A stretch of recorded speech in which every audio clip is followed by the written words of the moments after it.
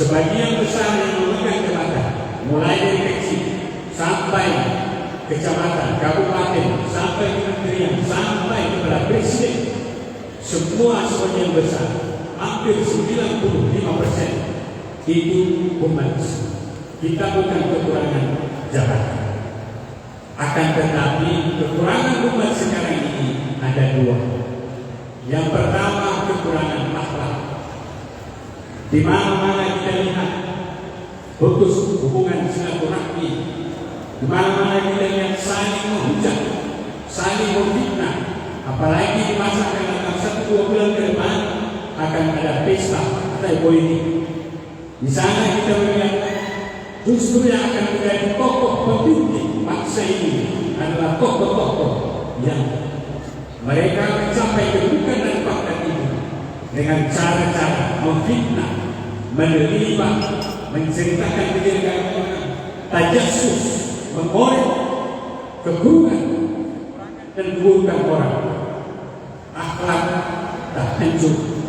Apalagi kita melihat umat Islam sekarang ini yang melakukan pernikahan seksual, narkoba, dan lain-lain justru adalah orang-orang yang tertinggi, mulai dari SMP, SMA, bahkan di perguruan tinggi atas nama IAIN, pendidikan syariah yang justru sama sekali tidak menggambarkan ilmu ada, tapi penampilan kita dalam menjalani kehidupan ini itu akhlak sangat buruk.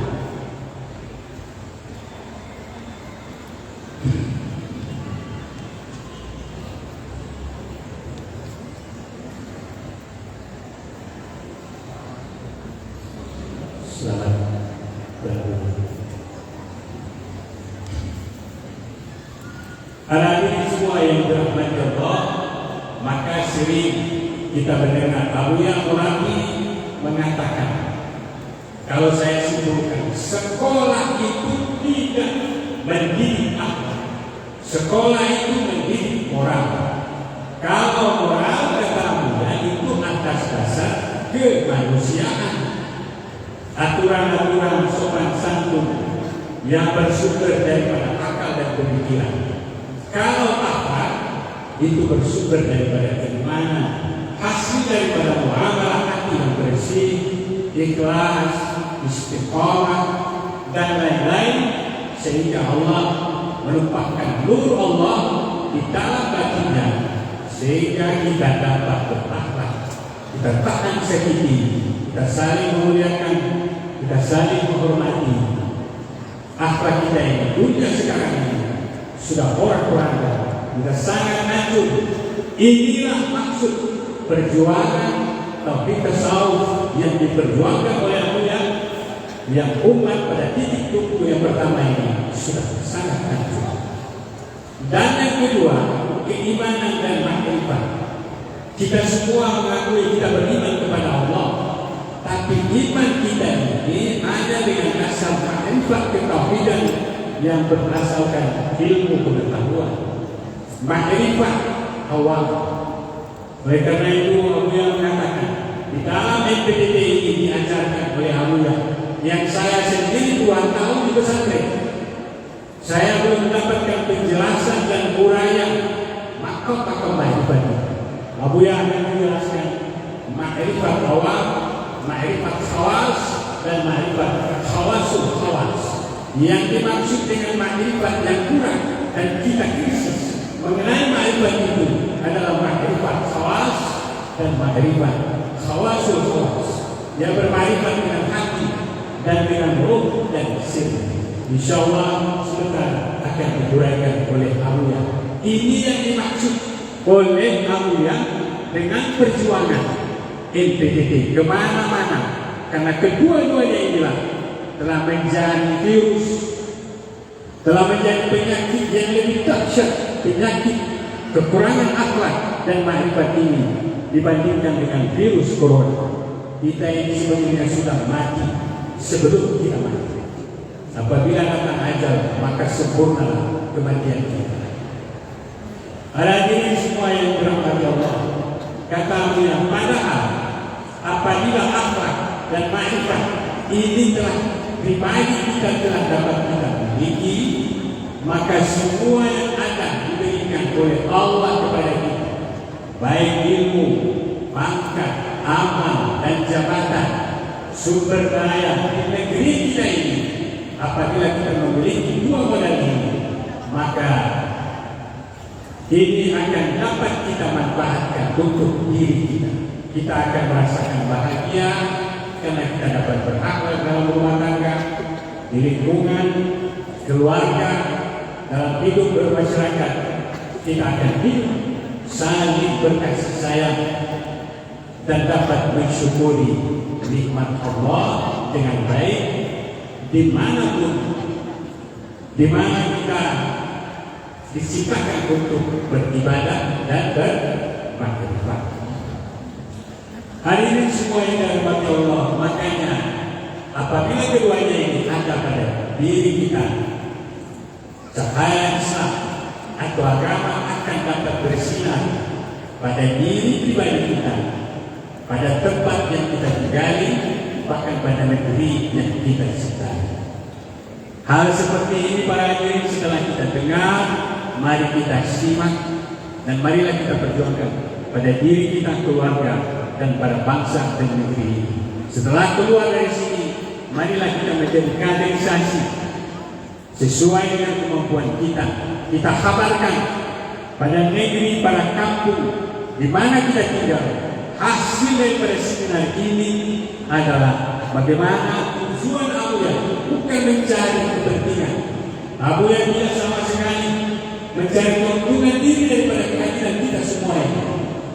Jangan terlihat seperti yang PTT ini merengek-rengek, ya, mengemis-ngemis kepada pemerintah, mengemis-ngemis kepada orang hartawan. Ya. Belum tahu.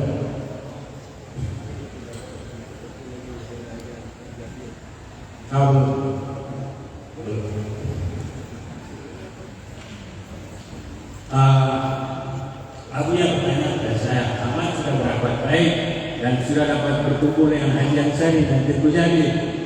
Jadi saya jawab, saya belum, karena mereka murabbinya wali Jakarta. Jadi ada murabbi lain sering Abuya. Maksud saya satu saja, Abuya saja. Demikian dan terima kasih. Hadirin yang dirahmati Allah,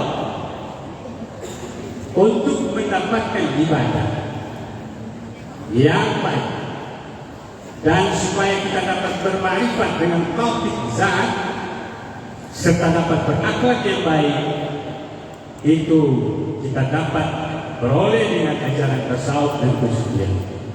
Oleh karena itu, sehingga kita dari seluruh pelosok, dari seluruh negeri kita diundang ini demi kepentingan dan kebaikan kita.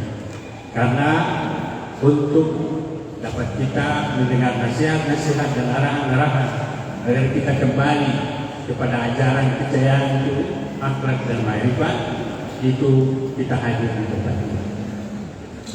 Dan bila mana kita tidak dapat memahami ajaran tasawuf, akhlak, kesucian, makrifat, baik nikmat, harta dan kedudukan, serta ilmu dan amal yang kita lakukan selama kita hidup di dunia, itu semua akan sia-sia. Marilah kita sadari kehidupan kita ini kalau tidak ada modal akhlak dan makrifat, suatu saat kita akan menyesal. Maka sangat bersyukurlah kita bergabung dengan PPDB. Allahu Akbar. Allahu Akbar. Allahu Akbar. Bahkan menjadi penyebab adanya kesombongan pada diri kita dan akan menjadi istidraj, tipuan, artinya akan menjadikan tempat jatuh. Semakin banyak harta, semakin banyak amal, semakin banyak pangkat dan jabatan, kita tertipu dan pada akhirnya kita akan jatuh pada jurang kehancuran. Para hadirin semua yang dirahmati Allah, maka dari itu Sangat beruntung bagi anda dan kita semua, termasuk diri saya pribadi. Kita semua telah bergabung dengan tauhid tasawuf. Sebaliknya sangat rugilah bagi orang yang tidak acuh, tidak peduli dalam ilmu tasawuf dan kesufian yang diperjuangkan oleh Abuya ini. Sekalipun anda hanya sekedar membenarkan ilmu ini saja, siapa saja bagi kita pulang ke negeri kita sampaikan, hanya sekedar dia membenarkan ilmu, berarti orang itu telah menjadi wali Allah, wali Allah. Sekalipun apalagi dapat mengamalkan ilmu itu. Dan bagi orang-orang yang menentang ajaran ini, dikhawatirkan matinya orang tersebut adalah mati buruk, su'ul khatimah. Artinya Allah tidak ridho dengan kehidupannya, sebab kita kembali kepada Allah dengan akhlak yang tidak baik dan tidak membawa derifat yang kokoh di dalam batin kita. Na'udzubillahi min dzalik. Terima kasih. Assalamualaikum warahmatullahi wabarakatuh.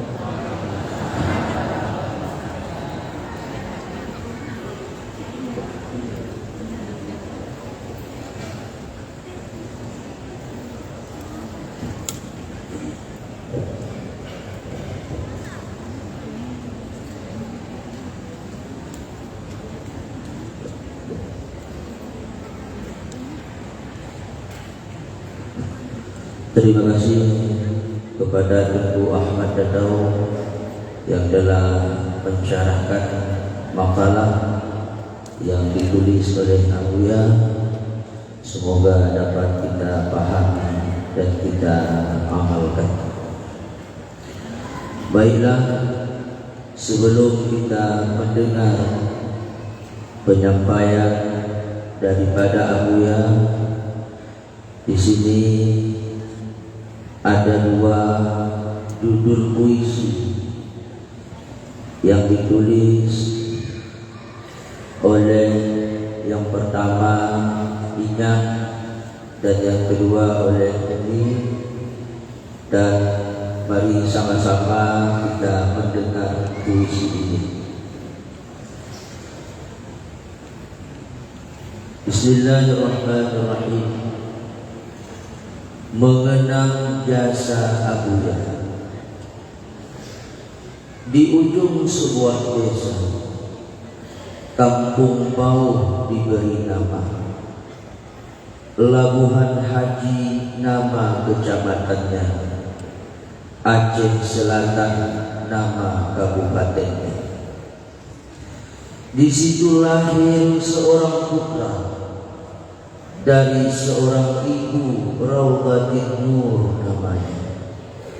Syekh Muhammad Wali nama ayahanda, Amran Wali itulah namanya. Beliau dididik oleh ayahandanya ilmu syariat dan tarekat juga. Beliau siap berpisah dengan ibunda ke Darussalam ikut ayahanda. Pada saat itu 10 tahun genap usianya. Di Darussalam bersama ayah tercinta. 14 tahun jumlah usia, ayah beliau pun meninggal dunia. Walau hidup tanpa ayahanda, menuntut ilmu tetap menjadi cita-cita. Belajar di Aceh sampai ke Malaysia, kembali ke Darussalam mengasah ilmunya. Memimpin Darussalam 10 tahun lamanya, kembali ke Bau tempat kelahirannya. Membina pesantren Darul Ihsan namanya, sekarang dikenal di mana-mana. Inilah sosok Abuya kita yang kenal dengan tasawuf sufi, Beliau ajarkan kepada manusia supaya dekat dengan Tuhan.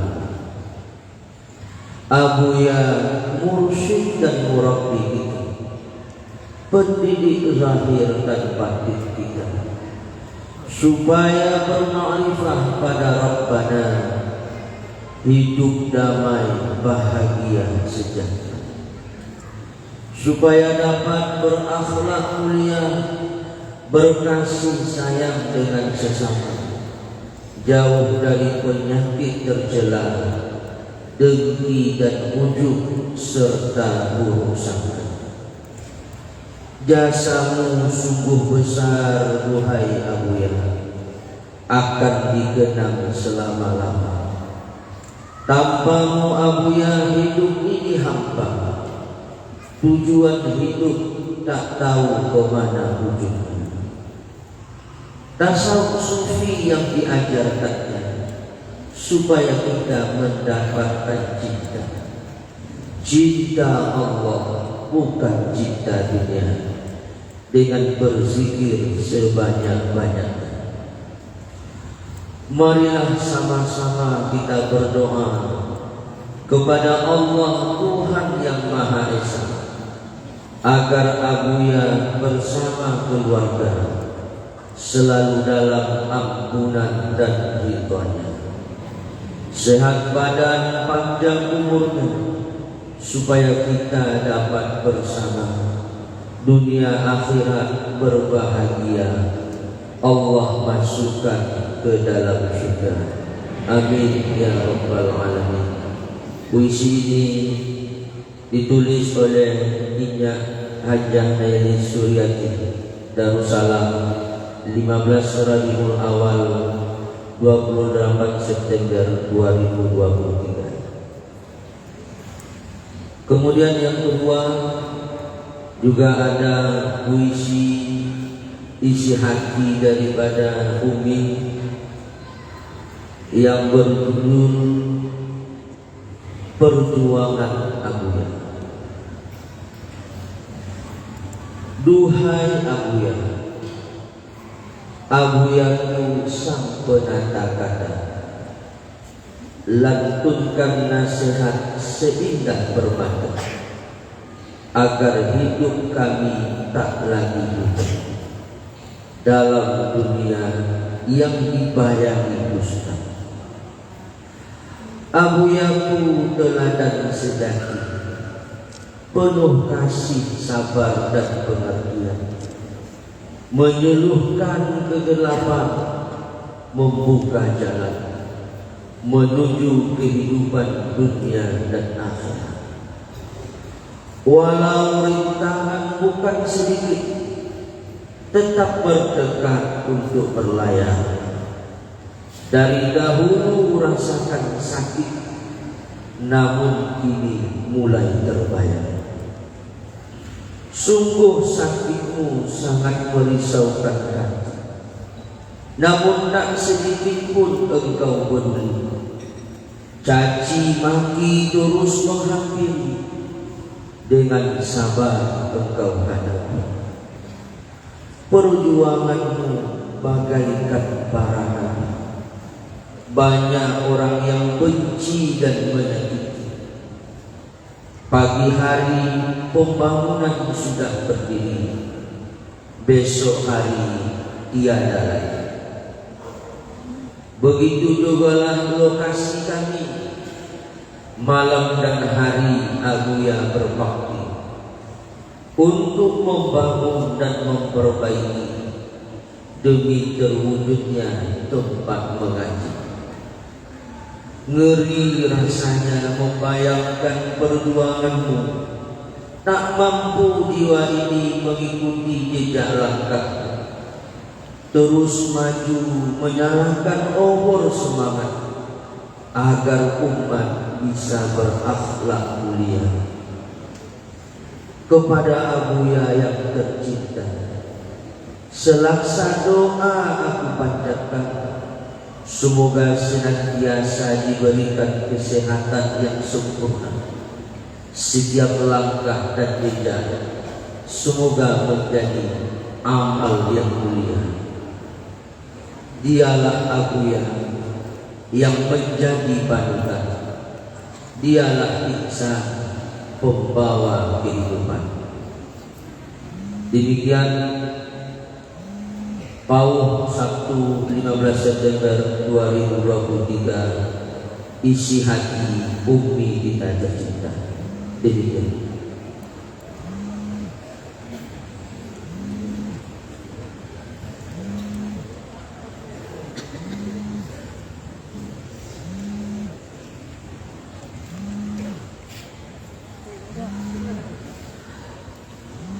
Dua buah puisi dari Inya dan Umi yang telah kita dengar bersama dalam hal ini akan ditanggapi oleh Ibu Bupati Gorontalo, Ibu Profesor Foridawan. Dipersilahkan dengan segala hormat.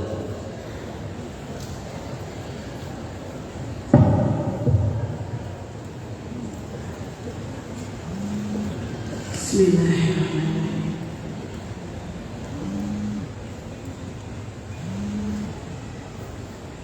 Ya. Bismillahirrahmanirrahim. Assalamualaikum warahmatullahi wabarakatuh. Alhamdulillahirrahmanirrahim. Wassalatu wassalamu ala asyrofil anbiya'i wal mursalin sayyidina Muhammadin wa ala alihi wasallam ajma'in. Amma ba'd. Yang saya hormati dan semua kita sayangi, Abuya bersama keluarga, termasuk Umi dan Nya, juga anak-anak yang saya hormati dan saya muliakan, seluruh guru baik dari luar negeri maupun dalam negeri, juga tungku-tungku para wali, juga suami saya yang tercinta hadir di tengah-tengah kita semua. Terima kasih. Yang saya hormati seluruh jemaah MBBT, termasuk umi-umi hadirin sekalian. Mohon maaf, saya tidak bisa sebut satu persatu. Insya Allah dirahmati Allah Subhanahu wa Ta'ala. Alhamdulillah, pada kesempatan yang sangat mulia ini, di tengah-tengah jemaah MPBT, kami bisa bergabung membersamai kegiatan yang sangat sakral ini. Izinkan kami untuk menyapa kedua umi yang menjadi panutan kita semua, termasuk umi-umi yang hadir di sini. Saya diminta oleh Abuya untuk menanggapi. Terima kasih Abuya atas penghormatan kepada kami. Mohon maaf kami semalam tiba setengah 4 subuh dari Gorontalo, Jakarta, Medan. Alhamdulillah tibalah di Singkil, Aceh, yang dengan kemudahan karena doa Abuya juga kita semua akan berada di tengah Bapak Ibu.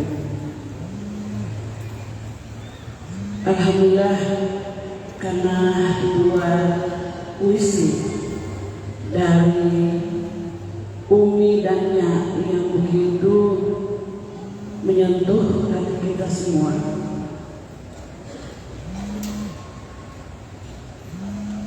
Termasuk umi-umi yang hadir. Inilah perjuangan sosok Abuya yang mungkin kita tidak bisa nilai dengan kuat, tidak bisa kita nilai dengan ucapan kata, tidak bisa kita ucapkan dengan hati yang tulus, namun kita nikmati apa yang disampaikan oleh kedua sosok Umi dan Nya ini yang memperjuangkan umat muslim khususnya yang hadir dan seluruh bahkan seluruh Indonesia se-Asia Tenggara pun bisa menikmati tasawuf ini. Saya ambil hikmah yang pertama bahwa dari lubuk hati yang dalam seorang istri yang memperjuangkan nasib umat dan mendukung suami yang tercinta, dan kita yang hadir pun mungkin bisa memaknai kata demi kata, kalimat demi kalimat yang tersirat dan tertulis di dalam puisi. Tentunya kita semua memaknai secara bersama bahwa puisi bukanlah kata, puisi bukanlah tulisan, puisi bukanlah goresan, namun puisi adalah isi hati seorang istri yang selalu menambahkan suaminya ke jalan yang lurus. Dan ini adalah jalan untuk kita semua yang masuk dalam MPTT ini. Terima kasihlah kepada kedua Umi. Mudah-mudahan Umi-Umi yang hadir di sini adalah potret Umi yang insya Allah kita semua menuju jalannya Allah dan dinanti kepada surganya Allah Subhanahu wa Ta'ala. Ketangguhan daripada Buya adalah sesuatu perjuangan dari kedua istri yang mungkin kita semua harus mendoakan. Semoga kita punya rumah tangga juga demikian, yang tidak melihat serta mata, namun selalu mendoakan. Abuya adalah kekasih Allah, Abuya adalah panutan kita, Abuya adalah potret kita semua yang selalu kita doakan, dan cahaya ilahilah yang akan masuk ke dalam diri kita masing-masing melalui ajaran tauhid tersebut. Hikmah kedua adalah perjuangan tidak selesai di sini. Namun ketika suatu hal Allah menghendaki yang lain daripada itu, kita sebagai Umi dan Nya yang hari ini sudah menolehkan coretan melalui tinta emasnya. Tentunya ini bukan kenangan, namun ini adalah harapan untuk seluruh istri-istri yang harus taat dan patuh kepada ajaran Islam dan patuh kepada suami, yang selalu menjadi naungan keluarga. Yang ketiga adalah terima kasih kepada Umi-Nya yang memberikan coretan untuk Abuya. Kami juga tidak melihat sebelah mata, namun doa untuk Umi dan Nya dan juga keluarga dan teristimewa kepada Abuya. Semoga kita tetap dalam lindungan Allah Subhanahu wa Ta'ala. Terakhir, terima kasih Abuya, Umi dan Nya, anak-anak dan seluruh keluarga besar MPTT.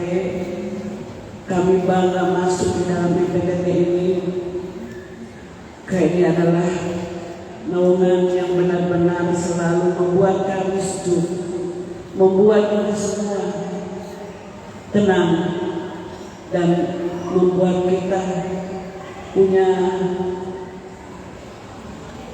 coretan untuk selalu bermuhasabah dan istiqomahnya kepada Allah Subhanahu wa Ta'ala. Kita di dunia corona ini tidak ada apa-apa, tidak ada apa yang perlu kita banggakan, tidak ada yang perlu kita sembunyikan, tidak ada yang perlu kita sanjungkan. Bahkan kita lebih dekat dengan Allah Subhanahu wa Ta'ala melalui jalur MPTT ini. Inilah bukti nyata bahwa kita semua berada di masjid yang luar biasa besarnya. Insya Allah kebesaran daripada hati kita yang ada di tempat ini adalah kemuliaan dan kebanggaan kita, dan insya Allah kita husnul dan bukan su'ul khotimah. Inilah harapan kita semua. Terima kasih atas kehadiran dan yang langkah kita semua yang berada di sini.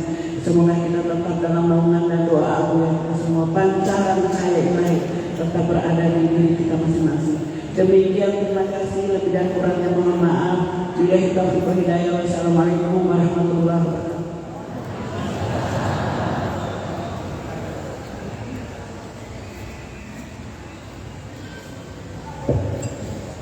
Terima kasih.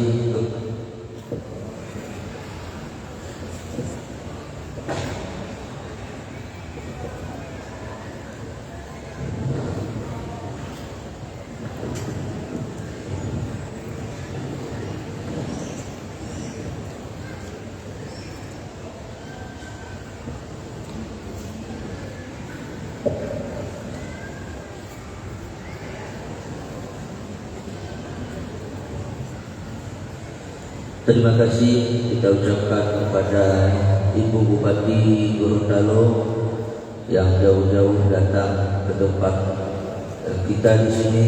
Mudah-mudahan ini menjadi sebuah semangat untuk kita semua.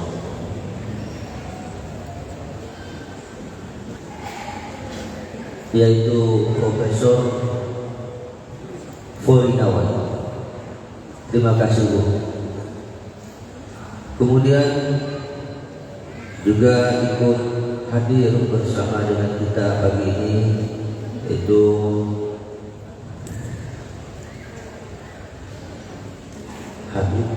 Habib Syarif Syihab dari Jakarta dan juga Ustadz Asri Harapan.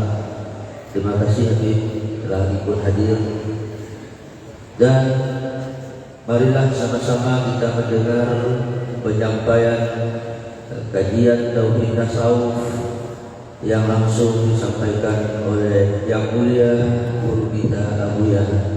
Tempat dan waktu kami persilahkan dengan segala kemuliaan.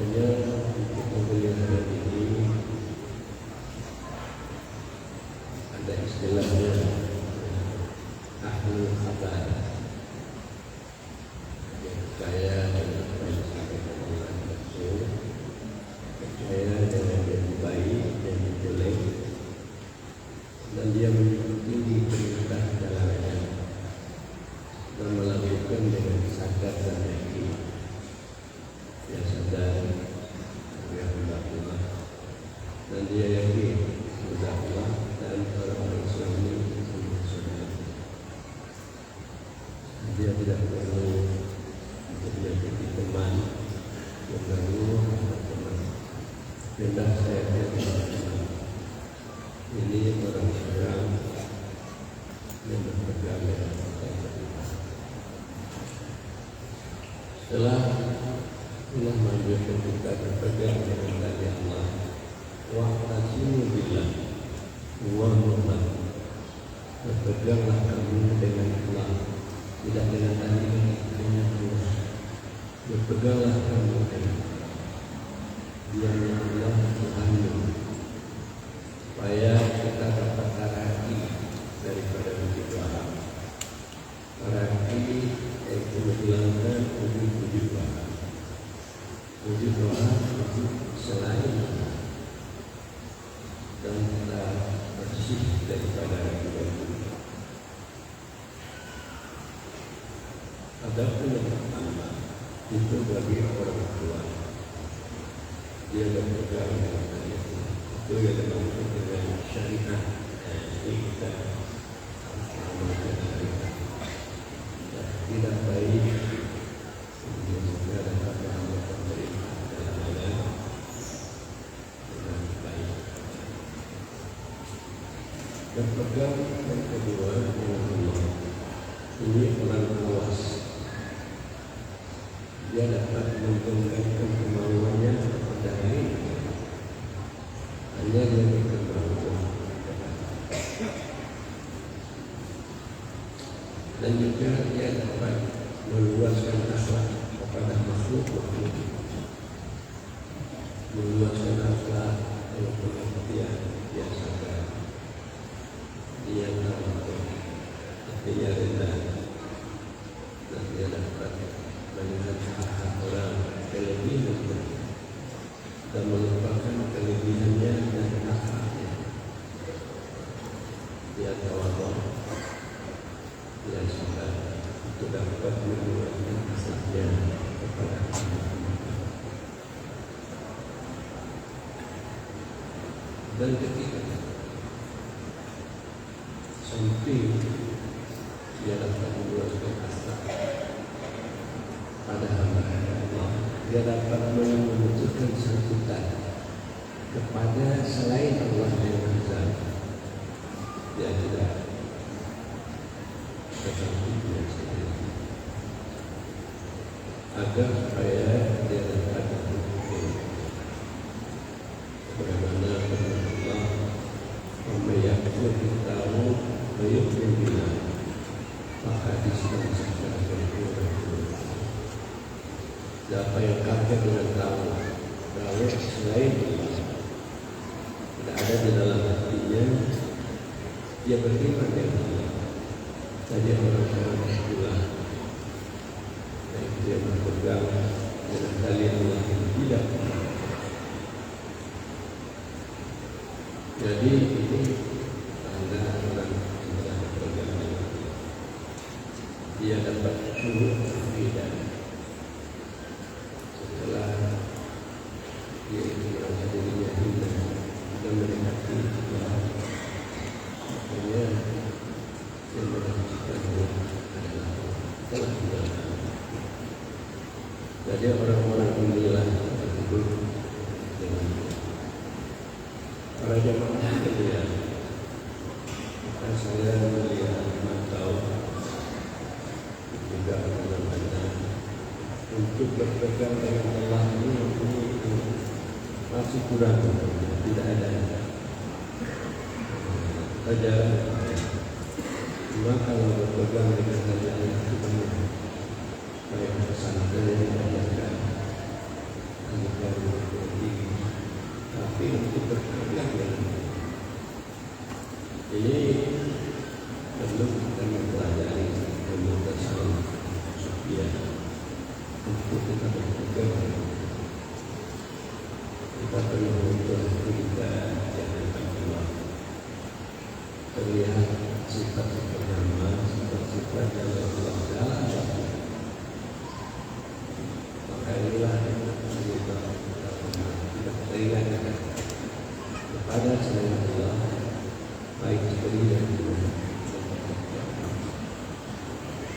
Maka kalau kita tidak pandai kepada selain Allah, hanya baru kita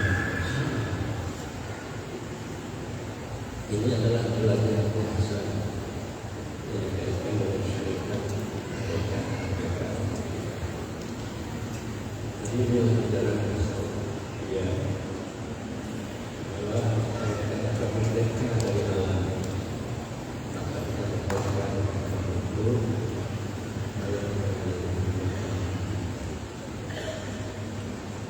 Karena ini sudah. Makanya saya bertanya tadi. Maka tahu. Maka ini tulisan.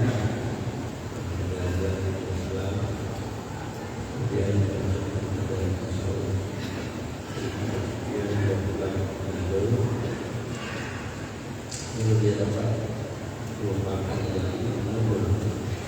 sampai ke dalam. Ini sampai bulan mati. Sampai ke bulan yang lain tempat puasa. Jadi saya katakan hanya kemudian apa mak? Apakah kamu dapat berkumpul dengan Nabi Ansa atau Muslim? Belum.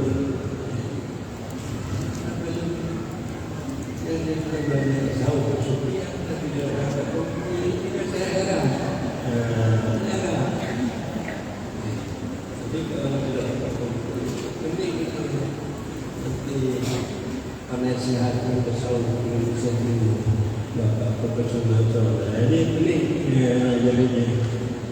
Karena mereka itu dipercayakan ya untuk kasih tahu yang ada di bumi ini. Makanya kita harus tahu dalam ajaran tasawuf Sufyan ini ada 3 ilmu kategori. Dalam biasa ada 3 ilmu. Kalau dalam firman cuma satu saja. Kita tidak ada Allah yang sifatnya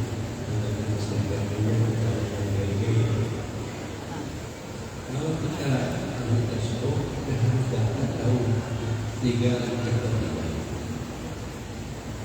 Bukan hanya satu tauhid saja. Kalau hanya satu tauhid saja ini baik. Yang pertama adalah tauhid kalam. Jadi tauhid kalam ini tauhid tidak sunnah supaya sah. Ini untuk mendapatkannya adalah dengan dalil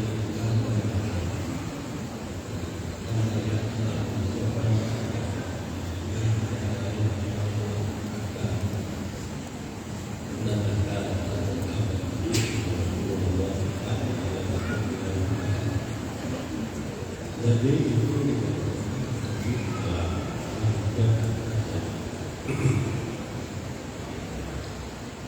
dan kedua kita harus selalu tauhid tasawuf.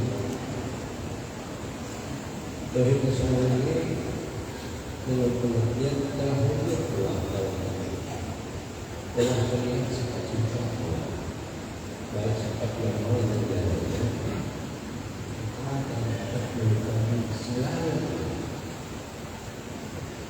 ini tauhid tidak bisa lagi dari yang kita dengar.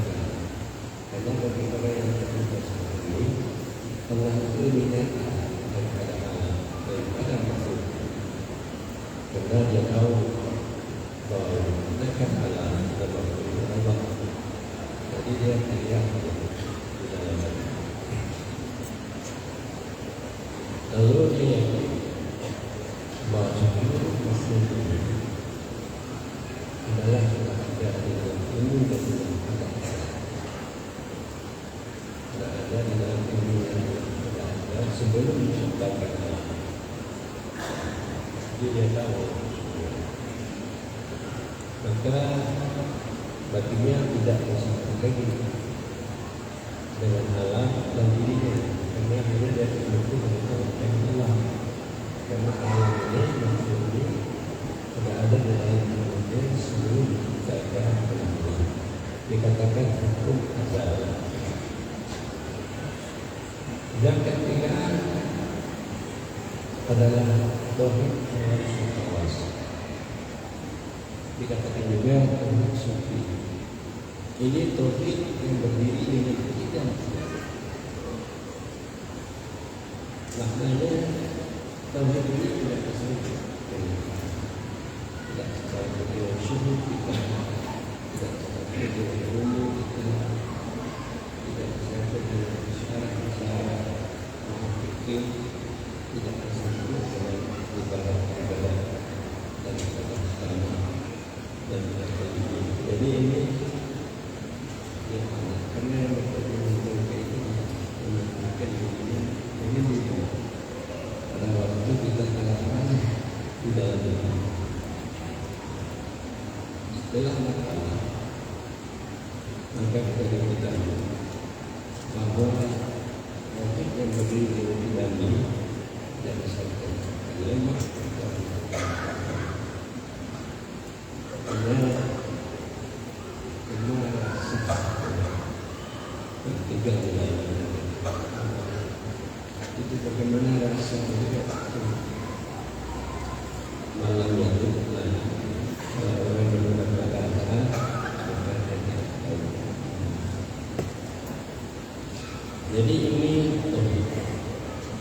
jadi makanya untuk orang tahu ini sudah menjadi pakar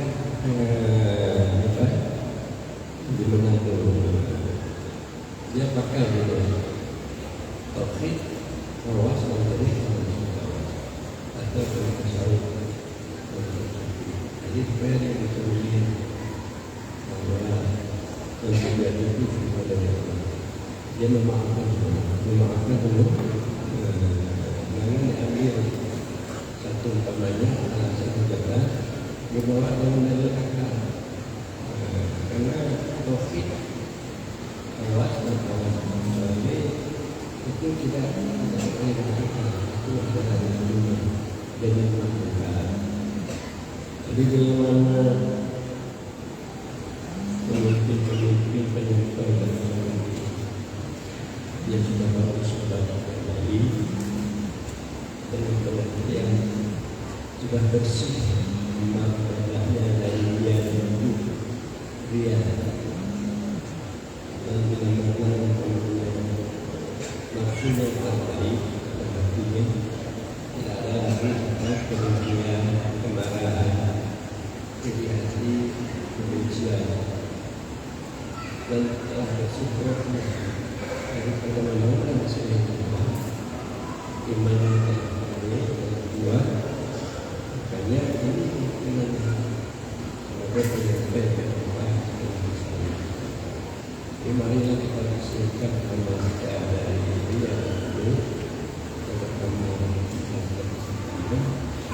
marilah juga kita bersihkan hati kita dengan sifat-sifat maksud jelek.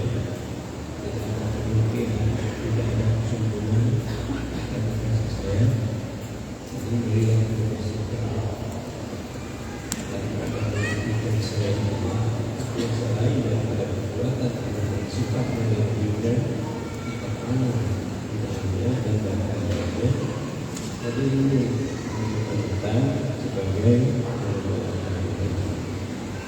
mudah-mudahan Islam semua jadi dengan murid-muridan dan pemahaman ini insyaallah Islam itu akan selesai.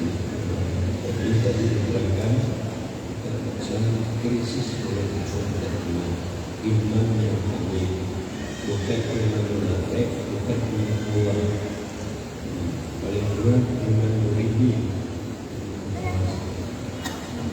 Jadi dia tidak sebutkan yang dia dalam ayat Allah yang paling dia dapat Allah. Allah SWT tidak itu sebagai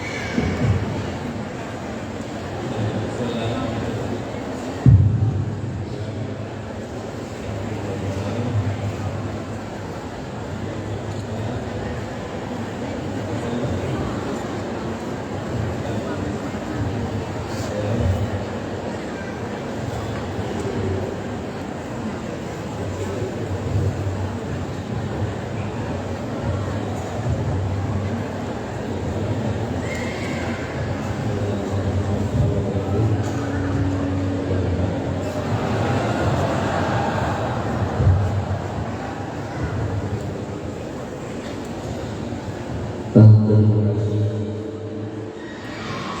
kepada Abuya yang telah banyak memberikan pemahaman kepada kita bahwa pentingnya ajaran tasawuf dan kesufian dalam rangka meningkatkan ketauhidan kita dari Allah kepada khawas, kepada khawasul khawas, sehingga kita dapat i'tisam, berpegang dengan tali Allah, berpegang dengan Allah dalam menjalani kehidupan kita. Terima kasih sekali lagi kepada Abu. Baiklah, sekarang kita masuk dalam sesi tanya jawab yang pada kesempatan ini untuk yang pertama kita persilakan 3 orang penanya dengan menyebutkan nama, asal, dan pertanyaan yang singkat dan padat. Yang pertama kita persilahkan kepada yaitu Ustaz Nurdin dari Al-Wasliyah Sumatera Utara. Nik.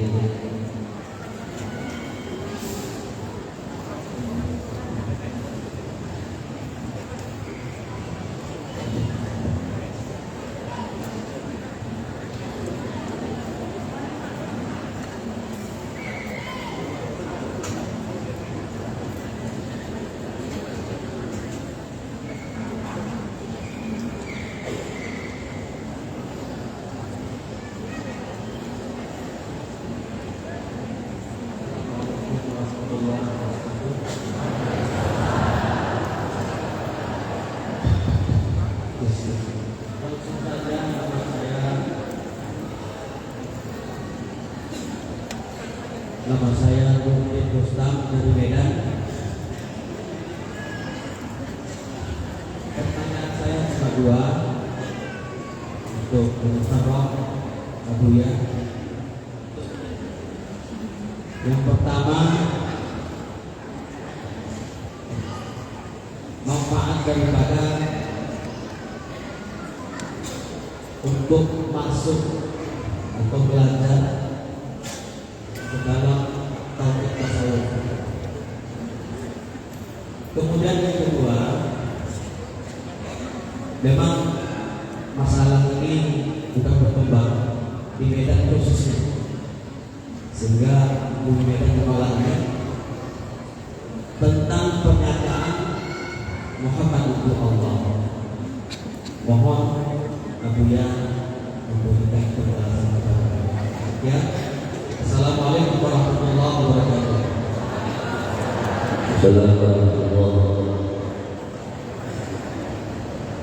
Dan kemudian yang kedua yaitu dipersilakan bertanya yaitu kepada Al-Habib Syarif Shihab, yaitu pimpinan Majlis Mahabbatul Awliya, murid Al-Habib Lutfi bin Yahya di Pekalongan. Kepada kami persilakan dengan hormat.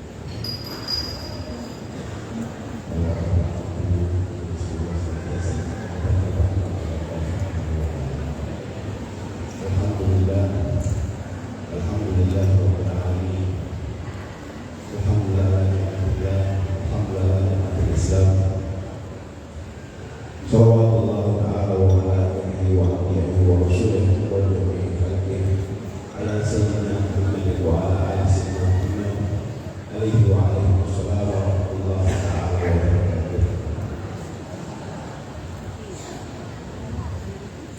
Ini kita semua hadir di sini datang seperti ini. Kita bersyukur kepada Allah Subhanahu wa taala karena berdiri di seperti ini adalah suatu kenikmatan. Di tempat-tempat seperti ini kita meyakini bahwa Allah Subhanahu wa taala menurunkan maghfirah untuk kita semua. Dan semoga yang hadir di majelis seperti ini pasti ada yang tidak bisa bawa pulang kepada rumah tangga kita. Maka saya dari Musuh Jihad, kami tinggal di Jakarta, kami mengasuh yang Mahabbatul Awliya. Dan di majelis kami sendiri, kami sangat mengingatkan kepada pendidikan dan pengajaran tasawuf, kemudian khusus kami kebahagiaan. Dan kami banyak mengkaji kitab-kitab kepada Imam Abdullah Al-Alwi.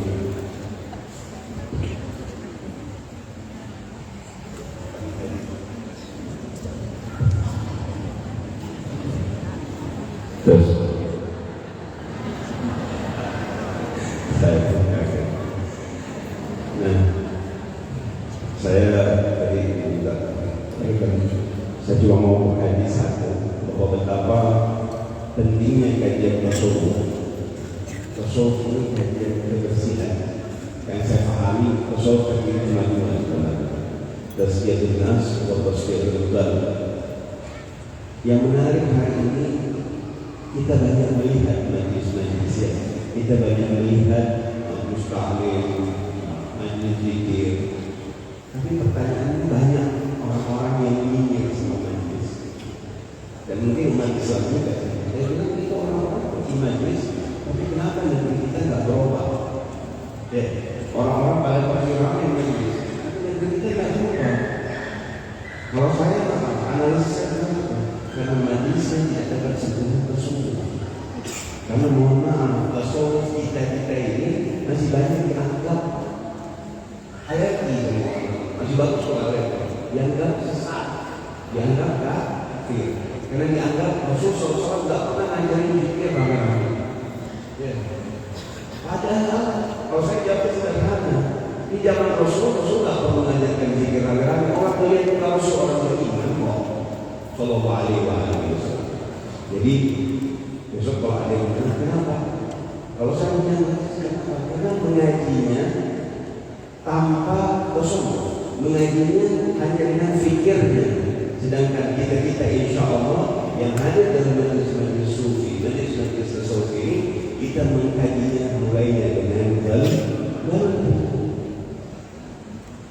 Ya, padahal kan gini. Kalau kita melihat kaidahnya bagi kami, khatamallahu ala qulubihim wa ala sam'ihim wa absarihim. Yang pertama ditutup oleh Allah Subhanahu wa taala itu bukan mata, bukan telinga, tapi apa?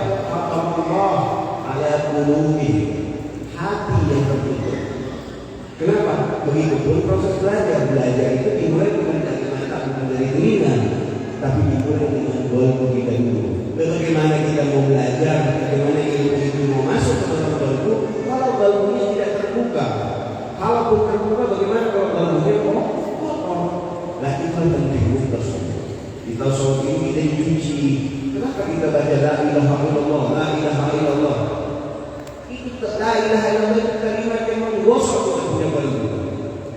Semoga dengan hanya itu yang boleh tumbuh di hati kita. La ilaha illallah Muhammadur Rasulullah. La ilaha illallah Muhammadur Rasulullah. La ilaha illallah Muhammadur Rasulullah. Kenapa kita baca 1000 kali? Ya 1000 kali itu belum tentu bersih-bersih benar. Setuju ya? Kenapa Rasulullah ajarkan 1000 kali? Karena di masa itu beda juga kondisinya sekarang. Yang penting kan satu tujuannya mengantar kita kepada Allah Subhanahu wa taala supaya kita usul, kita sampai kepada sana. Kita melalui apa? Tawasul. Tawasul itu kata mereka sekarang juga nggak pernah jalan. Dia tuh semua lewat mana? Ya, ada jalan lebih baik kan? Alhamdulillah. Jadi mari kita sampaikan kepada kita punya kawan-kawan dan mari kita selalu sampaikan kepada diri kita tidak ada jalan lain kecuali tasfiyatul qalb wa tazkiyatul nafs. Hanya dengan itu kita bisa mencapai muqarrabi, mendekatkan diri kepada Allah. Mendekatkan diri dengan akal kita, dengan mata kita, apalagi matahari kita tidak bisa lihat. Dengan telinga kita, waktu hati bunyi hati sebelah kita ini kita tidak bisa dengar. Jadi mari sama-sama kita kuatkan kita punya diri. Maaf kata kalau orang Jawa bilang itu Allah hendaklah apa yang orang bilang di luar sana. Yakini insya Allah kita belajar pada guru-guru yang benar. Ya, guru-guru kita insya Allah guru yang bersanad kepada Rasul Sallallahu Alaihi Wasallam. Ya, jadi semoga majelis-majelis seperti ini bisa dikembangkan, bisa lebih baik. Dan kami katakan bahwa banyak orang-orang dari luar kota, banyak dari luar pulau, ramaikan, ajak, kenali siapa-siapa saja guru-guru tasawuf yang ada di negeri kita. Ya, ajarkan anak-anak kita untuk bertasawuf. Terakhir sebelum saya tutup, tasawuf itu nggak rumit kok. Apa sih sebenarnya tasawuf? Tasawuf, ini saya kasih contoh yang sederhana sekali. Ketika kalau kita mau duduk di lantai ini kan kita nggak periksa ya, di masjid kita masih bersih. Tapi kalau kita mau duduk di luar sana, kalau kita mau duduk pertama kita lihat kan periksa kamarnya ya, minimal kita gini, betul tidak? Nah, kalau kita terlalu banyak kotoran kita ambil, lah itulah tasawuf. Apa itu? Menjaga kesucian dan kebersihan. Ingat, menjaga kesucian dan kebersihan, karena yang bersih belum tentu suci, kalau suci sudah pasti bersih. Ingat, bersuci itu bukan hanya bersih-bersih, tapi bersuci adalah benar-benar proses dari bersih terus baru kita bisa mensucikan. Demikian yang bisa kita sampaikan, mudah-mudahan bisa menjadi manfaat dan berkat bagi kita semua. Dan semoga para guru kita, ibu-ibu kita yang ada di sini, Allah panjangkan umurnya dalam keadaan sehat, afiat, dan tidak kita tinggalkan majelis ini kecuali kita mendapatkan ampunan Allah Subhanahu Wa Taala dan terpenting mendapatkan syafaat Rasul Sallallahu Alaihi Wasallam. Boleh kita sama-sama salawat. Salawat. Allahumma shalli ala sayyidina Muhammadin qulubi wa dawaiha afiyati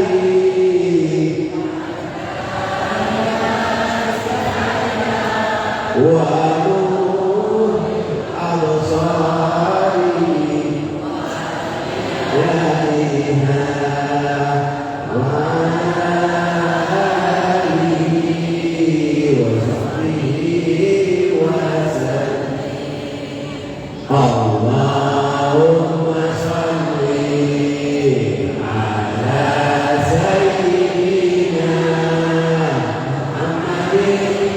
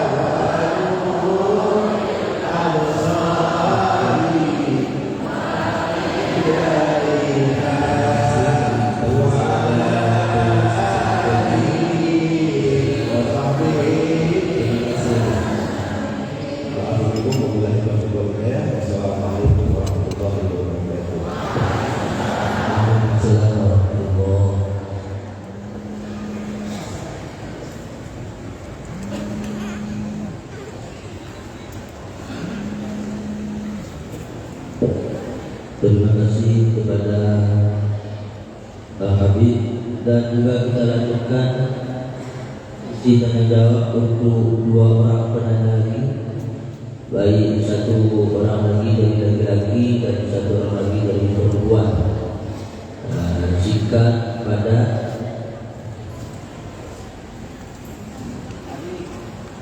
dipertanyakan, singkat dan padat.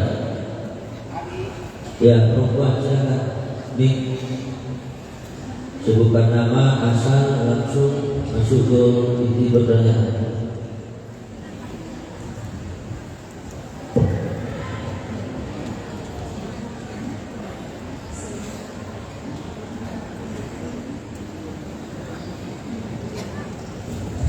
Assalamualaikum warahmatullahi wabarakatuh. Tentu saja pertanyaan. Nama. Nama Indrawardani Ismail, berasal dari Kecamatan Darumanggur, Alumni, Kabupaten Naga Berada. Dan ini kami tanyakan kepada Yang Mulia, kami masih kurang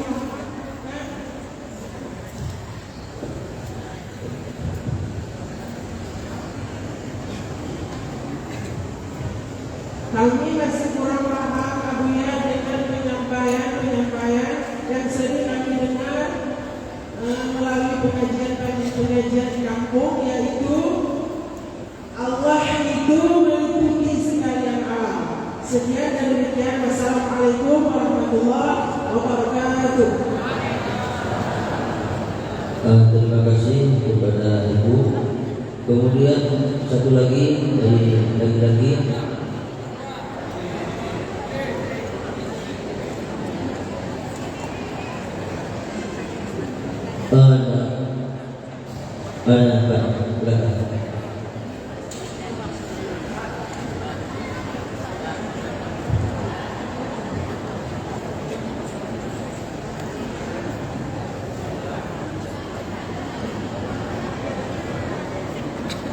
Assalamualaikum warahmatullahi wabarakatuh. Yang mulia Abuya dan seluruh jemaah Muslim yang dimuliakan kita yakin dan percaya bahwa apa yang terjadi dan yang akan terjadi semuanya diciptakan dijadikan oleh Allah dengan kadar, ketentuan, ketetapan dan keinginan. Wa khalaqa kulla syai'in faqaddarahu taqdira. Wa rabbuka yakhluqu ma yasha'.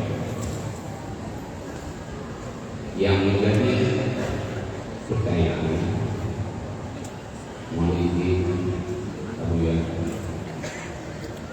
ketika seseorang menginginkan atau meminta sesuatu kepada Allah, kalau ditinjau secara tauhid sufi, terganggulah adab akhlak kita kepada Allah. Sementara itu semua sudah ditetapkan dikehendaki sesuai dengan keinginan Allah. Yang kedua, bermaknakah kita tidak rekor dengan ketetapan dan ketentuan? Demikian, terima kasih. Assalamualaikum warahmatullahi wabarakatuh. Nama Aidarus Haji Muhammad, asal Tenau Aceh.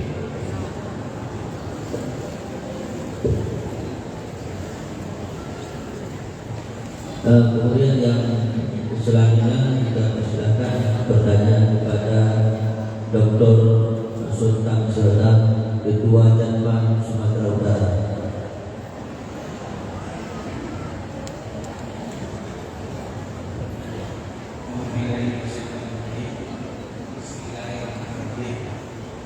Assalamualaikum warahmatullahi wabarakatuh.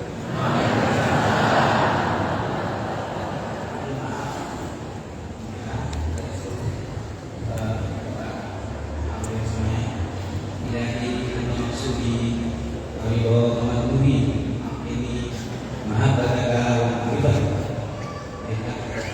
memperkenalkan diri saya nama saya Muhammad Sohang Siohang, murid kuliah ini yang sejak dari usaha pertama di Malaysia di masjid Sah Al-Sah Masjid di Salam. Saya telah ikut ya mungkin dia kebetulan buat kami di SD Kuala Tengah. Dia juga saya minta untuk nasihat waktu semasa di tempat pondok jadi terdulu sewaktu bilang yang kedua waktu dia bisa rumah selanjutnya sekarang, dan memang saya ikuti terus. Kebetulan saya sekarang sedang sebagai dosen fisika ya, setelah lulus dari PhD dari kami bidang metafisik tasawuf untuk perawatan dan pemulihan anak narkoba di Kuala Terengganu. Pembimbing saya adalah muridnya Abah Noh, Harakah Qadariyah Naksabandia. Kebetulan saya di sini juga mengajar fisika kuantum dan metafisik. Jadi kebetulan ada sedikit isu yang jadi untuk mengklarifikasi dari segi ilmiahnya perlu kita ketahui para jamaah semua. Saya juga dipanggil sebagai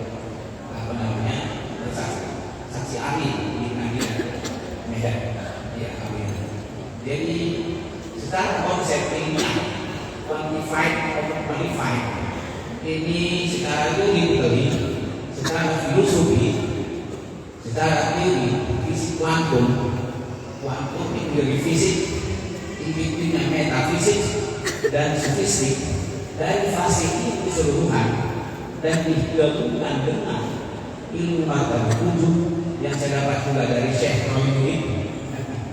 Ya, Syekh Royuddin guru kita juga Uya semasa di Malaysia. Kemudian semua yang diajarkan si Rohid, Abuya, ini kita kompilasi secara fisik dasar, fisik atom, fisik partikel elementer, semuanya itu diarahkan kepada Syekh Abdul Talib Al-Jili yang diajarkan oleh si Rohid di Banten setiap sebulan sekali ya sini. Jadi saya mengambil kesimpulan bahwasanya bukan hanya makhluk yang namanya Nabi saja itu adalah Allah. Semuanya ini yang ada di alam ini yang dijadikan Allah dari ma'rifatullah, itu misalkan bisa tauhidul sifat, tauhidul af'al, tauhidul sifat af'al, kemudian fenomena zatullah yang ada 4 itu.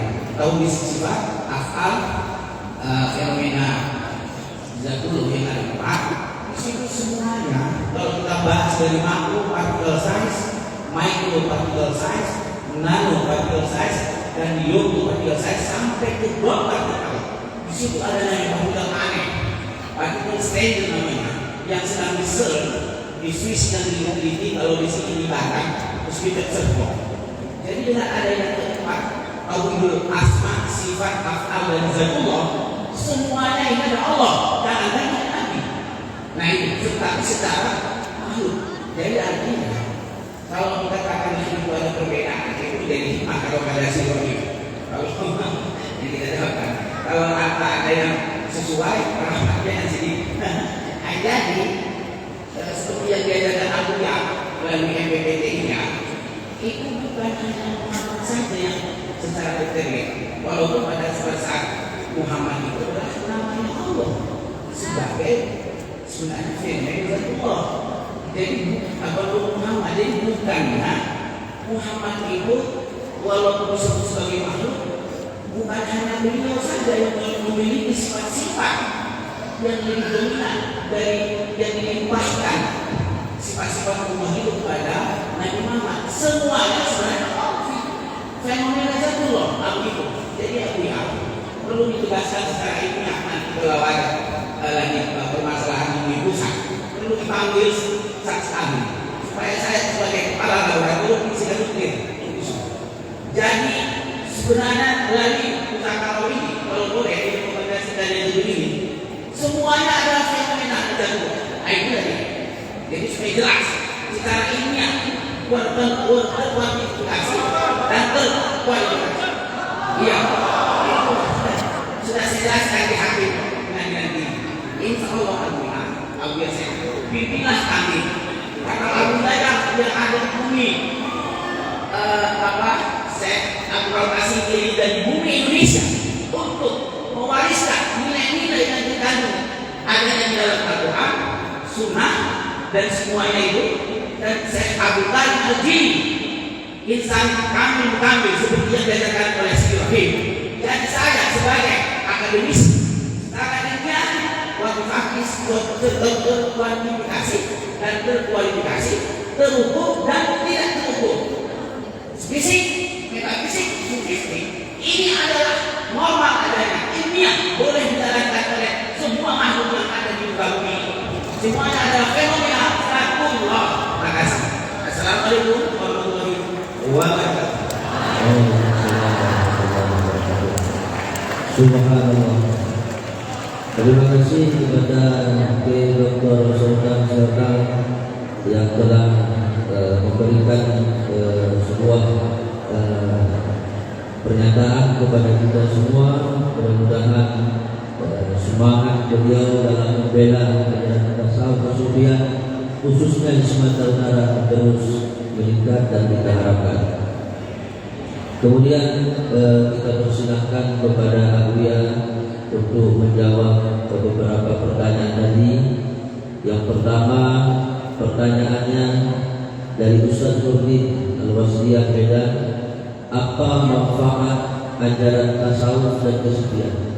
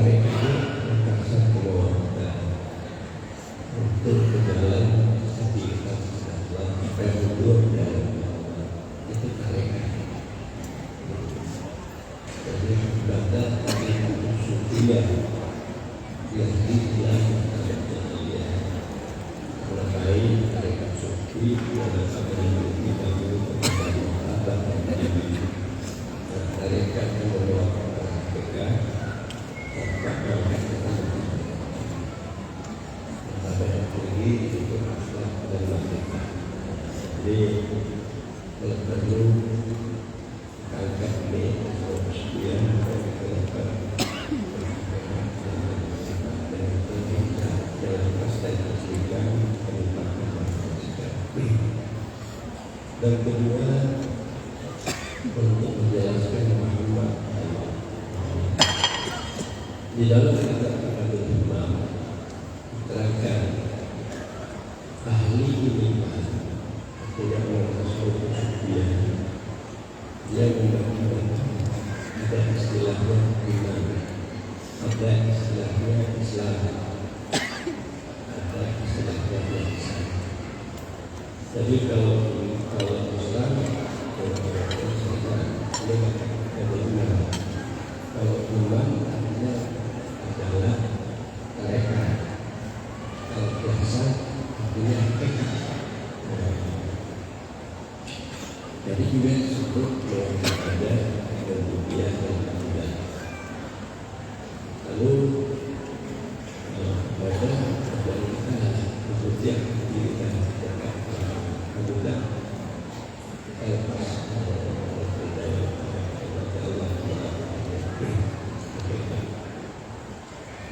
lalu makanya waktu sembilan akan diadakan sembilan karena waktu itu hadir ketemu di saya menyampaikan masalah yang besar hakikat. Jadi menyatakan tentang Nabi Allah katakan dia yang Allah. Maksudnya hakikat itu bukan misal daripada bagaimana tadi bukan misalnya makhluk dari hakikatnya adalah Allah. Ini juga ini semua ini hakikatnya.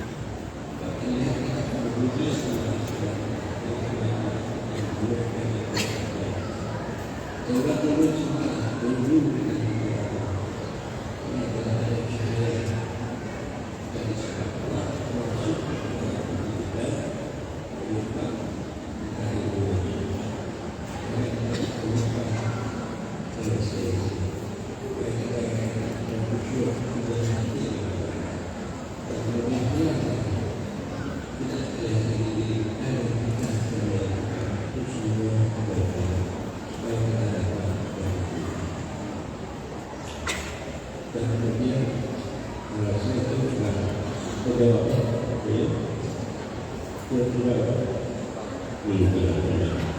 salah dia suka memang dia ini sangat kepada sunnah tapi sunnah boleh ada dia suka kita menanyakan dengan pertanyaan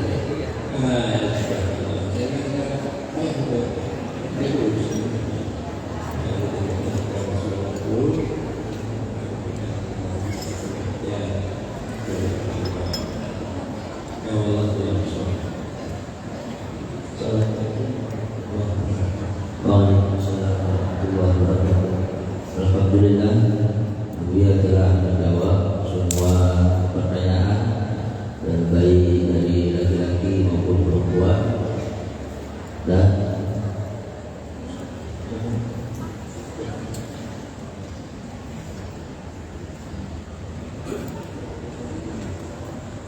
kemudian kita masuk pada pemateri yang kedua.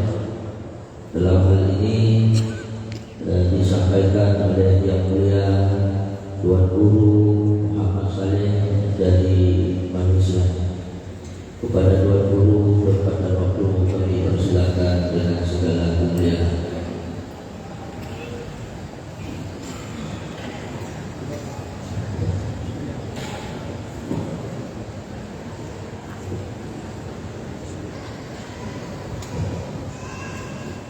Assalamualaikum warahmatullahi wabarakatuh.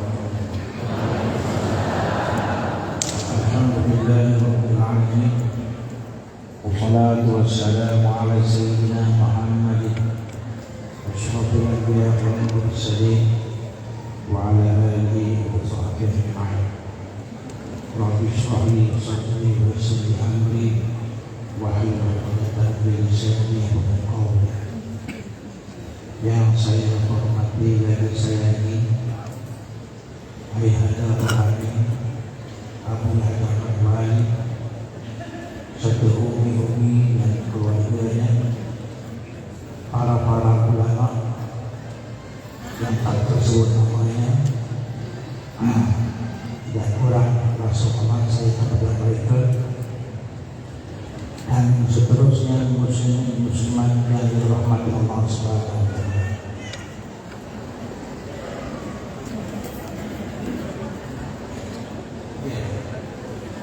Sebelum saya mulakan pembahasan ini,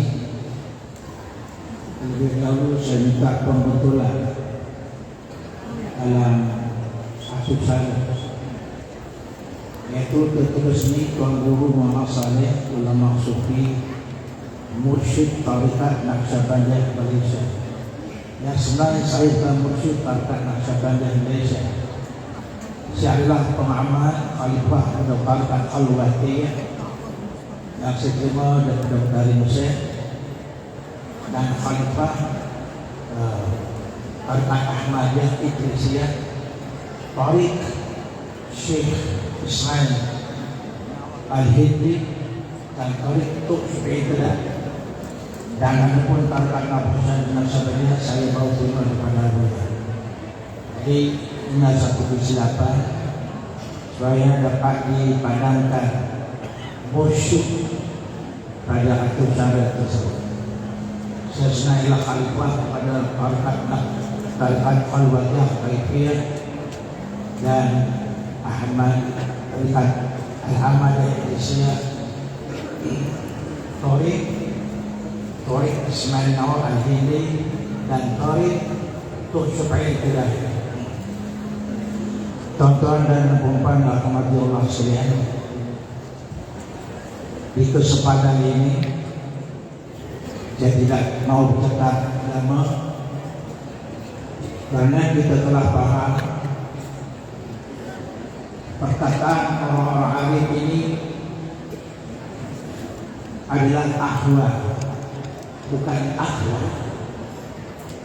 Akhwal ini bermaksud yang tak berbunyi, yang tidak bersuara, yang tidak berhuruf, tetapi merasai, menikmati, menghayati waridat ilahi yang masuk dalam diri kita sendiri. Mudah-mudahan kita dapat selamat, insyaAllah. Tetapi kalau ia bentuk akwal, walaupun kita perlukan akwal untuk nak menjelaskan yang tak berbunyi, tidak berhuruf dan tidak bersuara. Inilah tarbiyah kagal yang saya terima waktu medan saya, medan sufi di beberapa buah pondok di Indonesia maupun di Thailand. Antara latihan komando sufi yang saya terima ialah sebelum nak menebar, nak mula pemegang sufi ini, kami seramai 7 orang wajib mencari kayu api bakar dalam keadaan berkain saja, tidak berbaju dan kaki lada. Setiap orang kena pergi balik 3 kali pulang, dan perjalanan 5 km mencari kayu api bakar. Ditanggung atas perahu kanan dan kiri. Sekali lagi kayu tidak berjumlah 70, maka tidak boleh lagi tahun suci daripada guru yang ahli. Jadi kami carilah selama 3 jam. Kalau tidak pakai baju, hanyalah pakaian lain dan berkakian. Tidak digunakan minum air, tidak digunakan makan apa pun. Setelah selesai, kami diarah oleh guru bersih kami susun kayu api di bawah rumah. Barulah dalam keadaan berpuluh, tidak boleh minum air, tidak makan. Bacalah kitab yang pertama ialah Syarah Hikam Ibn Thailand dalam sifat dalam versi bahasa Arab. Bayangkanlah kalau dapat dapatkan sesuatu ilmu kesucian daripada tubuh kita diam dan dunia. Tidak terima kami sabar atau tidak. Nah, tuan guna kami ini reno atau tidak. Adakah tahan atau tidak. Daripada 36 orang tinggallah 7 orang. Bayangkan, bukan itu saja, waktu Muslim tidak sebut dalam hal ini. Kami 7 orang bertindak merangkak di bawah daun untuk mengambil buah kelapa sawit. Walaupun kelapa sawit itu ada pada, tapi kami dikenali merangkak di bawah daun dan mengambil buah-buah kelapa sawit dan tanggung atas dapat berjalan kaki sejauh 3 km. Inilah latihan dan komando sufi yang saya terima bersama sahabat-sahabat saya. Alhamdulillah, dalam 36 orang hanya 7 orang saja. Dari 20 yang baru lagi bersedar. Waridat ilahi tidak Allah berikan secara tertutup. Tidaklah Allah berikan dengan cara bercoba. Tidak Allah berikan dengan hanya penuh-penuh mengaji kita berbunyi, bersuara dan berurut, tetapi tidak. Kami telah diuji dan kemudian dengan cara komando sufi. Berapa lama kami ditambah? Hampir 10 tahun. Barulah dapat rasa apa arti kesabaran, apa arti nikmat kesabaran, apa arti kemansan kesabaran yang ada hubungan dengan Quran Allah. Apa arti kesabaran, apa arti kemansan kesabaran, apakah arti penghayatan yang berhubungan dengan takluk sulhi pada kudrat Allah, takluk hadis pada kudrat Allah, takluk Allah pada kudrat Allah SWT, dan biasa dengan sifat irada, sifat ilmu, sifat hayat, sifat sama, sifat mutlak dan sifat kalam. Inilah kami lalu. Tuan-tuan dan puan-puan yang dirahmati Allah sekalian, Tuan Guru kami berkata kepada kami semua, Allah karena Allah telah jadikan arus, maka hati itu diibaratkan seperti arus. Jika arus itu arus dengan tidak ada isi, tidak ada penghuninya, tetapi arus suami ada isi. Lalu kami tertunggu-tunggu apakah yang dimaksudkan arus di atas bumi. rupa-rupanya hati. Hati bukan aras Allah di atas muka bumi. Maka aras inilah jadi hati manusia, dihuni, dihiasi oleh nur Islam, kemasan nur Islam, iman, nur iman, kemasan iman, supaya kita dapat masuk dalam rumah yang dikatakan Islam. InsyaAllah mudah-mudahan kita dapat. Tuan-tuan dan puan-puan rahmat Islam, dalam hal ini Allah Subhanahu wa Ta'ala sentiasa memperingatkan kepada kita, ma ja'alallahu birajul min qalbayni fi jawfi. Sadaqallahu al-azim. Allah tidak jadikan dalam diri kita dua lubang untuk satu. Ini bermaksud kita merujuk pada salah seorang guru saya. Salah seorang guru saya Al-Syekh Mutalib Sya'arani, suatu sebagai di Mesir. Dan saya telah khatam semua surah An-Naba, dari surah An-Nas sampai surah An-Naba di hadapan beliau di Masjid Sayyidina Husain. Apa kata dia? Sekiranya hati yang satu berada dalam satu lubang, dia menghadap kepada Allah, maka membelakangi akan yang lain. Jika hati ini menghadap kepada lain daripada Allah, dia telah membelakangi akan Allah Subhanahu wa Ta'ala. Inilah yang telah dijelaskan oleh salah seorang guru saya, Syekh Mutalib Watawali Sya'arani di Masjid Sayyidina Husain di Pahang. Oleh itu tuan-tuan, haruslah kita faham baik-baik. Hati kita perlu diisi, sebagaimana telah dilakukan oleh Rasulullah SAW dengan para sahabat. Mereka mengambil korbanan sufi, maka mereka mengambil keimanan yang mutlak sebagai sebab untuk mendirikan kalimah Allah. Kalimah Allah Ta'ala antaranya la ilaha illallah, yang bermatlamatkan syariat, dan Muhammad Rasulullah bermatlamatkan hakikat yang ditujukan oleh Abu Yadid, termasuklah guru-guru ini yang ada. Untuk pengetahuan tuan-tuan dan puan-puan, akan lanjutkan daripada ini, seorang salik yang bertambah anak murid kepada seorang guru mursyid dan guru murabbi, dia akan ditarbiyah oleh gurunya sepenuh masa, izamiyahnya dengan sepenuh masa, seperti mana Al-Hakim menerima tarbiyah daripada guru-guru sebelum ini. Di hati itu diisi dengan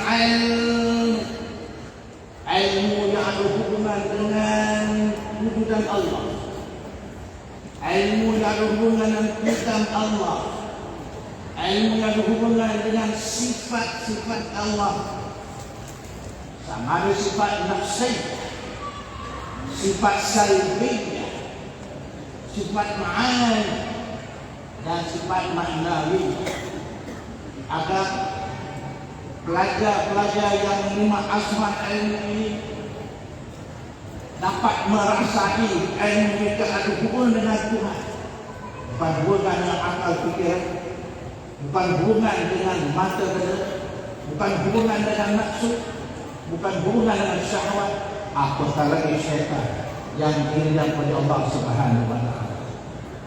Dan itu kenapakah guru-guru musyrik menekankan perkara ini?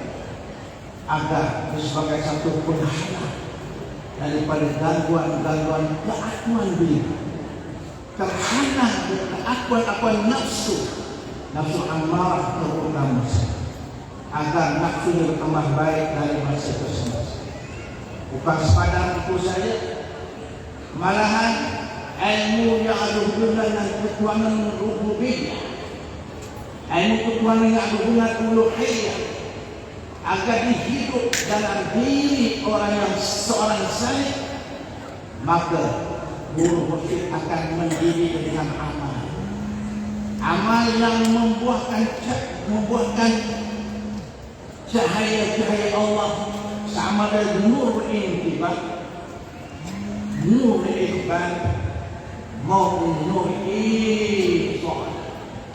Sebenarnya setelah pelajari hal ini daripada Tuan Guru Dr. Wasmatu, tuan-tuan dan puan-puan, maka kenapakah perkara ini ditimbulkan oleh guru-guru mursyid? Supaya di penghujung ilmu dan amal yang diperkuat dengan zikir akan membuahkan satu perkara yang bernama mujahadah. Apa itu mujahadah takwa? Tuan-tuan Allah saja. Ialah satu mujahadah ialah suatu keadaan di mana si saleh yang ditarbiyah oleh guru mursyid akan meninggalkan yang haram dengan mudah dan mengambil yang halal dengan mudah. Mudah dia mendirikan apa yang disuruh oleh Allah dan Rasul satu guru, dan mudah meninggalkan apa yang dilarang.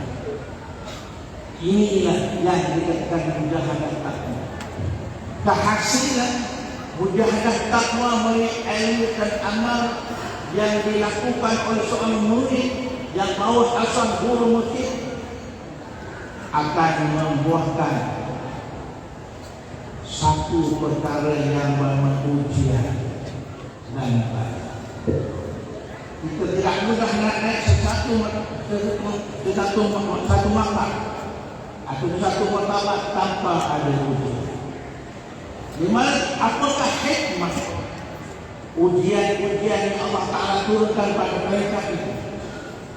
Tidak lain tidak bukan Allah nak memperlihatkan 7 kali orang yang baru diasuh, dididik oleh guru mursyidnya, diberikan ilmu dan amal di martabat orang Allah ataupun martabat kalian, yaitu Allah nak memperlihatkan rahmatnya kepada si salih.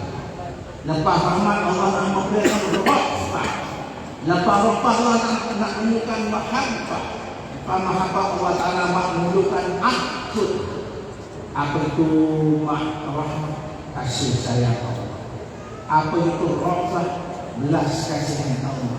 Apa itu mahabbah? Kasih sayang yang berkekalan. Sehinggalah kita berakhud kelembutan Allah Azza wa Jalla dalam setiap kita. Tuan-tuan dan puan-puan sekalian, bila Allah Ta'ala telah memperlihatkan 4 perkara ini setelah kita melalui berbagai ujian-ujian waktu kita sedang belajar dan beramal, tiba-tiba tuan-tuan dan puan-puan, apa terjadi lagi? Takhirukan minas sulub, Allah bersihkan kamu daripada segala dosa. Allah hapuskan segala aib. Wa tamhiruka minal uyub, Allah hapuskan semua aib-aib. Dengan 2 perkara ini guru mursyid akan mempertingkatkan mutu ilmu kita, mutu amal kita, dengan ditambahkan lagi zikir dan amalan-amalan, dan ilmu pun makin baik daripada kitab Minhajul Abidin pada kitab Syarah Hikam. Maka tujuannya tuan-tuan dan puan, agar kita diperlihatkan oleh Allah apanya? Mujahadah al-istiqamah. Inilah perjalanan seorang salih yang dibasuh oleh orang guru mursyid. Apa itu mujahadah al-istiqamah? Sentiasa dapat merasakan segala kelebihan Allah ke atas, kurniaan ke atas, dan anugerah-anugerah yang orang lain tidak dapat, barangkali dia saja yang dapat. Ini yang dikatakan mujahadah al-istiqamah, dan sisanya ini akan diperintah untuk menjaga martabat menjaga istiqamah dengan sentiasa teriak kurniaan Tuhan, kurniaan Tuhan, kurniaan Tuhan, kurniaan Tuhan. Inilah masa untuk kita untuk mendekatkan diri kepada Allah Subhanahu wa taala pada martabat mujahadah al-istiqamah melalui asuhan, tarbiyah, didikan, kasih sayang guru musyrik atau guru orang. Selepas itu kita akan menempuh lagi berbagai ujian. Antara ujianlah kita bahasa kita ini sudah baik, kita bahasa kita ini banyak ilmu, kita bahasa kita sudah suci, dan kita mudah memandang orang lain lebih kotor daripada kita. Kita mudah merendahkan orang lain lebih daripada kita. Jika kita ada sifat ini, artinya irsyad belum sempurna, tarbiyah belum sempurna, asuhan jiwa belum sempurna. Barangkali ilmu dan amal belum lagi bersentuh dengan kalam Allah. Barangkali amalan dan ilmu kita belum sentuh dengan apa yang Allah Ta'ala kehendaki. Sebab itulah perlu lagi diproseskan oleh guru musyrik sehingga kita boleh mengeluarkan diri kita daripada keakuan diri. Aku sudah baik, aku sudah bersih, aku sudah pada tempat yang tinggi. Inilah proses-proses yang saya terima sejak 40, 20 tahun, 5 tahun. Tuan-tuan dan puan-puan hadirin, sekiranya kita berjaya melalui proses tarbiyah ini secara ringkas saya sebut. Padahal kami semua terima latihan guru kasihnya berjam perkara dan obat dengan tak boleh makan nasi saja tidak perlu. Bayangkan makan nasi hanya 3 suap tidak perlu, tidak ikan, tidak apa. Kadang-kadang tuan guru kami bagi nasi belokkan air garam makan hanyalah 3 suap saja. Inilah komando sufi yang kami terima sewaktu masa belajar di Melaka. Tuan-tuan dan puan-puan sekalian, setelah itu bila tuan guru musyrik menampak kita ini boleh melepas ini, dia akan memperintahkan tahap zikir seperti kitab Al-Insan, zikir kita Usul Ikan Ibn Arabi dan selapis satu martabat yang kita sebut, dan guru tidak lagi bagi sekitar. Guru suruh zikir dalam keadaan tidak berbunyi, tidak bersuara, tidak berhuruf, sehingga kita benar-benar dapat merasai nyamannya bersama Allah, nyamannya bersama Tuhan, nyamannya bersama-sama sifat Allah. Apa akan terjadi lepas itu? Ujian berat demi lepas satu ujian datang, orang fitnah kita, ulama fitnah kita, orang yang mengatakan menuduh kita ini membawa ajaran sesat, menuduh berbagai-bagai tuduhan.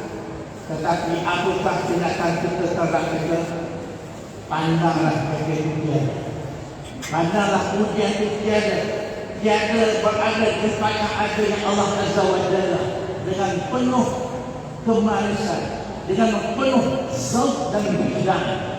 Inilah latihan-latihan yang umat Islam kena terima agar ilmu kita bukan lagi diperasaan, amal kita bukan lagi diperasaan, kita menghadap Allah bukan lagi dengan perasaan, kita menghadap Allah bukan lagi dengan hati, tapi kita menghadap Allah dalam kita tiada apa-apa macam mana Allah Ta'ala. Kita menghadap Allah bukan lagi dengan ilmu, kerana ilmu kita tiada ada apa-apa, yang ada ilmu hanyalah Allah Subhanahu wa taala. Walaupun ujian demi ujian datang, dugaan demi dugaan datang, hadapilah dengan keberadaan Allah. Jangan hadapi dengan diri. Tidak boleh hadapi dengan sahabat, karena sahabat kita bukan biasa. Tidak boleh hadapi dengan amal kita, karena hakikat amal kita bukan ada. Yang ada adalah Allah Subhanahu wa Ta'ala. Inilah sebabnya kita dalam tonton dan banyak manusia. Kemudian, bila kita berjaya melepasi ini, pelbagai khazanah Allah dikeluarkan daripada sir kita. Berbagai khazanah yang tidak disangka keluar terbit dari sir kita. Tempat tatapan Allah, tempat penglihatan Allah. Apa ada khazanah-khazanah yang Allah bongkarkan daripada sir kita? Antaranya adalah tuan-tuan, Allah menyatakan Dia adalah Tuhan, Zat mutlak. Maka kita dapat merasai ahadiah Zat Allah yang mutlak. Setelah Allah bongkar rahsia-rahsia daripada hati, subhanallah, siapa yang dapat perkara yang sah, dia adalah salah seorang dari kekasih Allah. Kekasih Allah yang tercium keharuman oleh ahli-ahli langit di alam malam. Keharuman yang dapat dihidup oleh para pengangkat di dunia ini. Malahan keharuman dan kewangiannya dapat dihidup oleh kekasih Allah yang tersukarah dengan dia. Mudah-mudahan itu masuk surga. Amin. Ya Allah.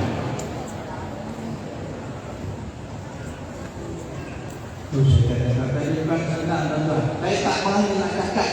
Saya tak mahu cakap perkara ini dengan orang Raja. Saya boleh cakap panggilan nama, tapi tak mahu cakap sebab saya dah ada.